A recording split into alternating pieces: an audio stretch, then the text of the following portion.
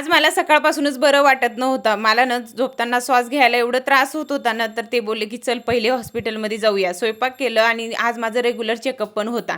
तरी ते अगोदर मेडिसिन वगैरे घेतली, जेवण केलं आणि त्याच्यानंतर आम्ही निघणार होतो. राजवीरला पहिले स्कूलमध्ये सोडलं आणि त्याच्यानंतर म्हटलं निवांत आपल्याला संध्याकाळ जरी झाली तरी चालतं. आणि मला आज माहिती होतं माझे भरपूर आज काही टेस्ट होते म्हणून मला उशीर होणार होता. नाहीतर असं आपण जर रेग्युलर गेलो, की लगेच येतो 1-1.5 तासात. पण असं जर आपल्याला टेस्ट वगैरे असले काही तर खूप जास्त उशीर होऊन जाते.